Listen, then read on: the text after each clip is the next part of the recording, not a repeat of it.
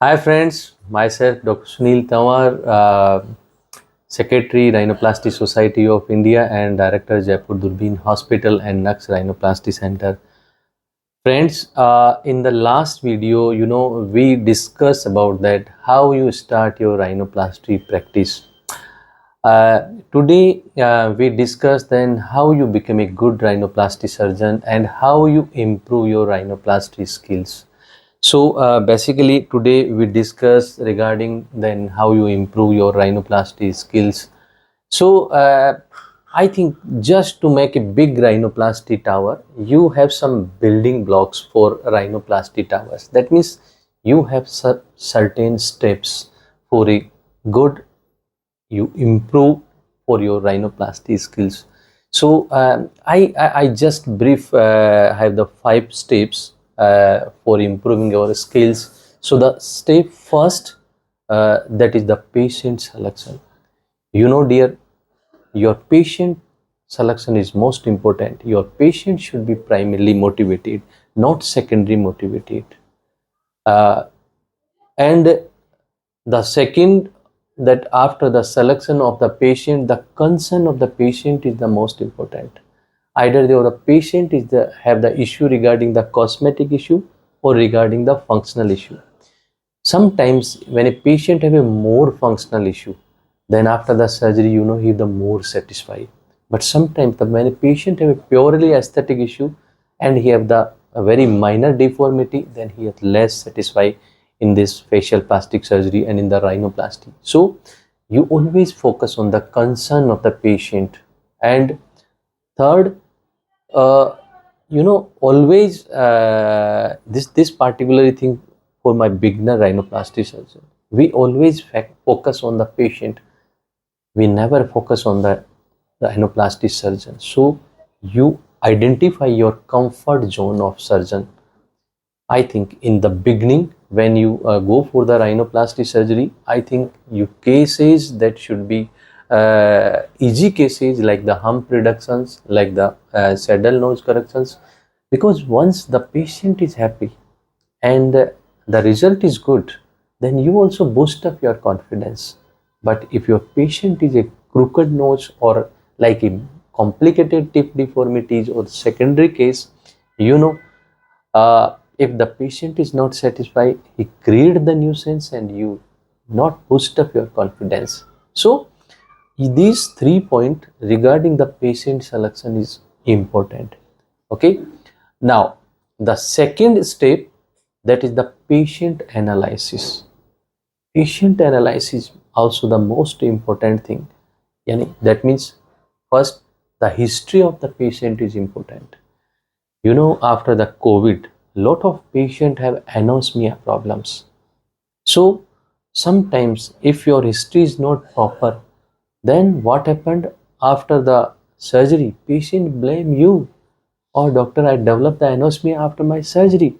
So the things should be documented, the things should be properly history taken, and particularly if have the patient have the history of regarding any surgery or something.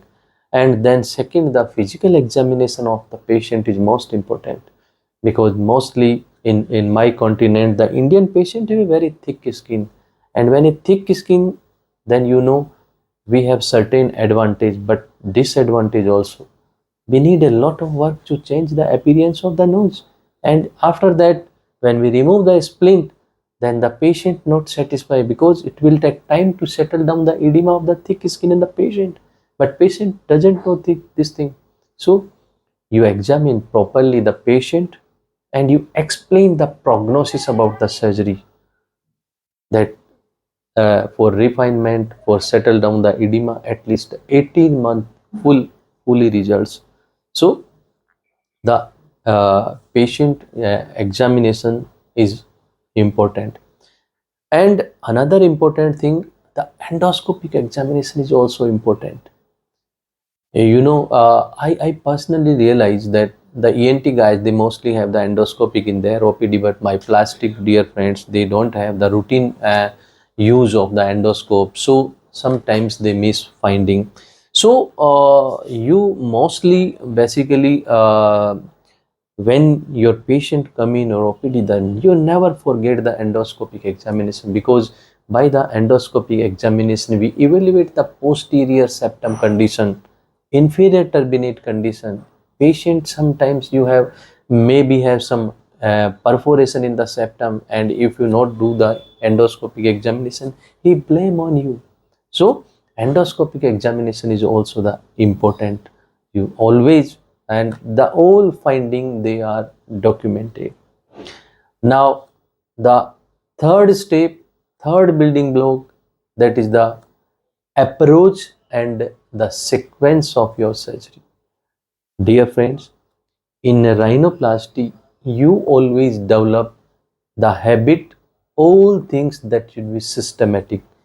You have a set pattern of rhinoplasty steps in your mind.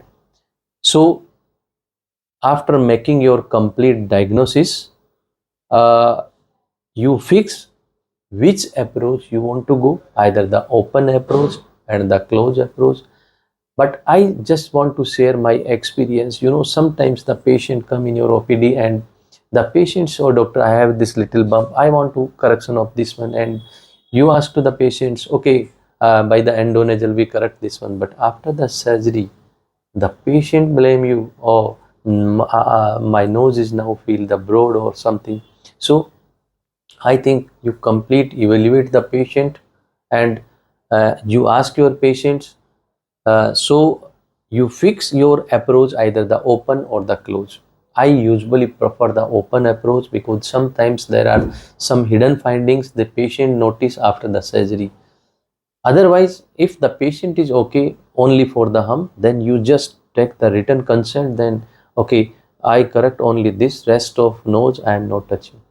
So such type. And then the sequence of the surgery also, like the first infiltration, and then the complete exposure, and then the septum modification, and then the bony vault modification, then mild vault modification, and then the tip modification, and in the last your closing up. So you have this certain packed steps in your mind. You never jump after the spreader graft, after the osteotomy. First I do the tip work. You never buys like this.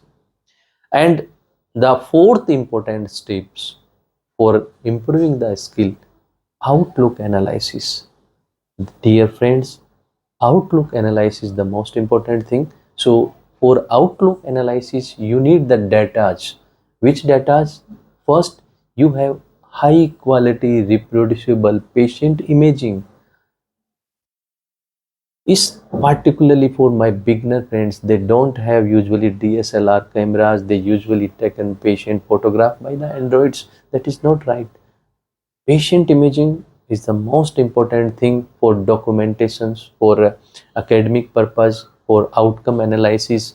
Your during the photograph taken of the patient, the background, that is the skyline, good backgrounds, the camera that should be DSLR, the lens of the, that is the 100 focal length, and the pre-operative and the post-operative, the distance during the photography, background, the all things that should be systematically and the same. And the second, for the outlook analysis, that is the operative sheets, operative workup sheets. When you have the both this thing, when you have the operative workup sheets, then you judge, then by this technique I improve the nose, by this technique I correct this deformity. So for outlook analysis, you need these data regarding the patient imaging, and this the operative workup sheets. So you just all your photograph of the patient, you in your PC, you store, save according to the month, like January, Feb, March, April. So according to that, systematically, pre-operative, post-operative, 1 month, 6 month, whatever we have.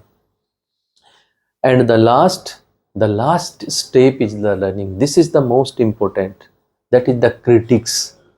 This is the learning. Sometimes, when a patient come a crooked nose or a saddle nose, after the surgery the patient is happy, but you are not happy. This is the critics. then you think, then how I improve my technique? This is the critics, this is the learning. So how you do the critics, how you learning? And first you put aside your ego, because in rhinoplasty no one a master in this operation. So once you identify where you did the error, where you have the mistake in error of the judgment, so once you identify these problems, how can you improve the your results? So just go like just last video we discussed, just regarding your mistake in the last operations, you just discuss with your mentor, you have your teacher, you have a guru, you read the good books, you watch the videos, you go for the cadaver dissections, and you go for the hands-on training. So this is the rhinoplasty cycle. Then in the critics you do the own critics, then how I do the good better results. So this is the rhinoplasty cycles. So I think these five are the some building blocks just to make a big rhinoplasty tower. But friends, finally, like we discussed, this rhinoplasty surgery is the most difficult surgery in the all of facial plastic surgery. So you never become a master in this operation, learning never ending.